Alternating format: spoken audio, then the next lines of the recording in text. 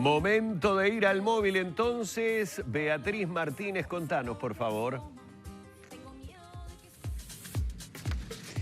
Humberto, como tú decías, estamos con el ministro Mieres para que nos explique lo que ayer se conversó y las pautas que presenta el gobierno en este Consejo de Salario, para que lo explique, que lo entienda el trabajador, ¿no? Básicamente, ¿qué propone el gobierno? Bueno, terminado el periodo de puente, la propuesta del gobierno es un nuevo periodo de 2 años, ya no un puente, salvo para los sectores muy afectados, que todos sabemos cuáles son, los que están vinculados al turismo, al deporte, a los espectáculos, salvo para ellos, en donde se plantea un nuevo periodo de puente, esperando que en un año haya una situación mejor.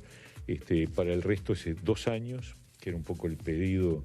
Antes de presentar las pautas, nosotros habíamos registrado las preocupaciones de los 2 actores.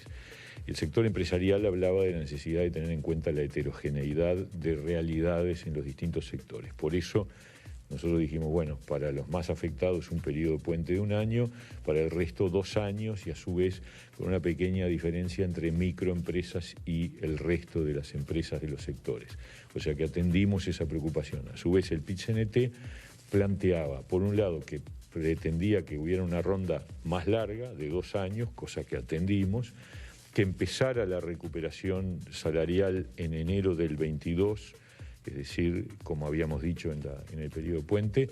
En ese caso incluso estamos adelantando, porque la propuesta incluye un aumento salarial que ya tiene un componente de recuperación a partir del 1 de julio, y pretendían también que hubiera un aumento el 1 de julio, cosa que no estaba clara porque no lo decía el periodo puente.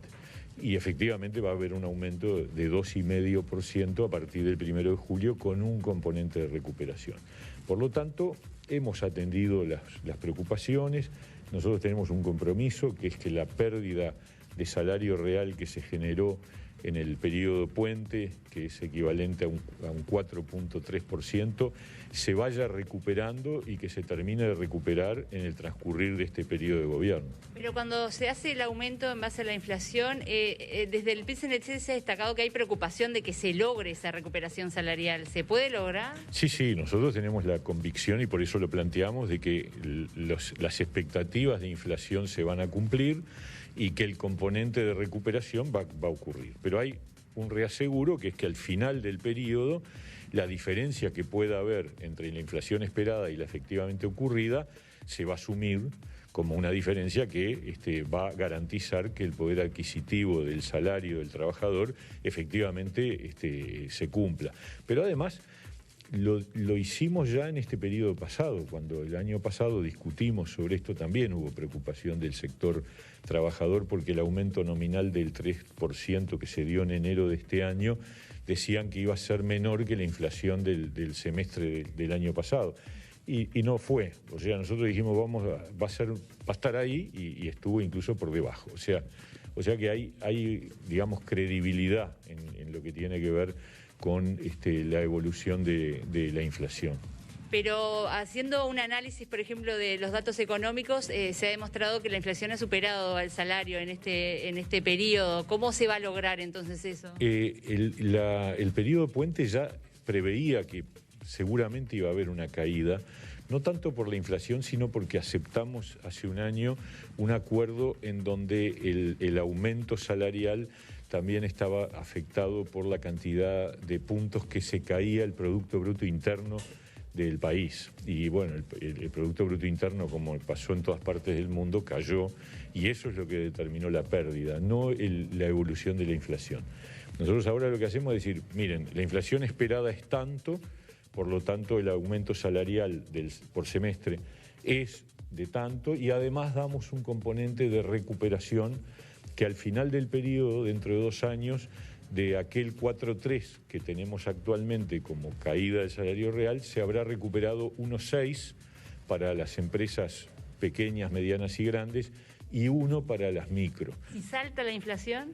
Bueno, obviamente la diferencia implica que al final del periodo, ya no del puente, sino de los 2 años, se dispara el ajuste en función de la diferencia entre la inflación esperada y la que efectivamente ocurra. Con respecto brevemente a los afectados, que sería ese puente de un año, ahí cómo es la pérdida salarial y si se va a lograr también esa recuperación. Ahí tenemos una situación de sectores que están tremendamente golpeados. Hoy, para tener una idea, estamos hablando de hoteles, restaurantes, clubes deportivos, servicios vinculados con la educación, cantinas escolares, donde muchos de los trabajadores hace mucho tiempo que están en seguro de paro, o han entrado y salido permanentemente, con lo cual en realidad ni siquiera están recibiendo los ingresos correspondientes a su salario. Pretender que nosotros pudiéramos dar un aumento ahora, en julio, para todos esos sectores es imposible. Imposible porque hay muchas empresas al borde de cerrar, algunas han cerrado, otras ante un aumento salarial probablemente opten por despedir gente. Bueno, nosotros dijimos, esto hay que tratar de sostenerlo.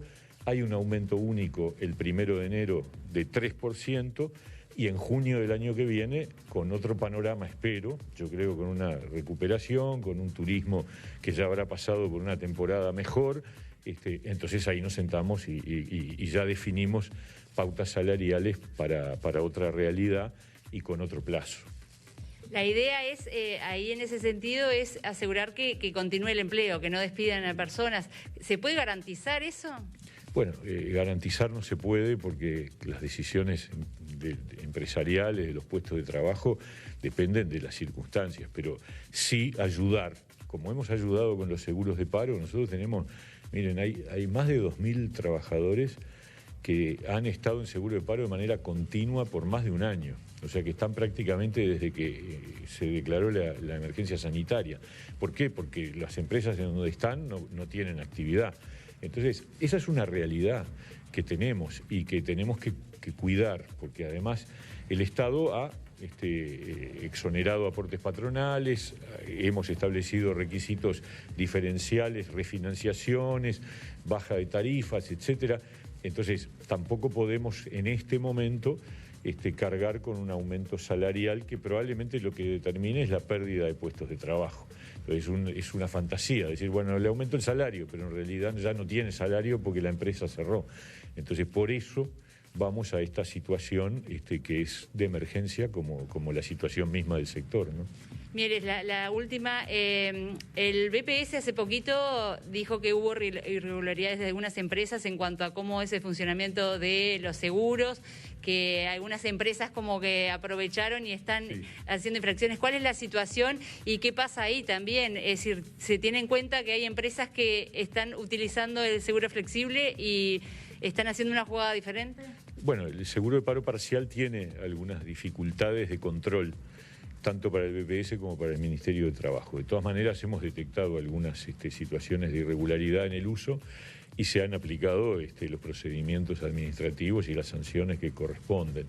De todas maneras, en el balance entre el riesgo de que haya maniobras indebidas y la utilidad del instrumento, hemos decidido que el instrumento es muy útil, el seguro de paro parcial, y por lo menos hasta septiembre lo estamos sosteniendo porque nos parece que es un camino que ayuda a la reactivación del empleo y al mismo tiempo evita que se pierdan puestos de trabajo. ¿Podría seguir después de septiembre? Puede, no es seguro.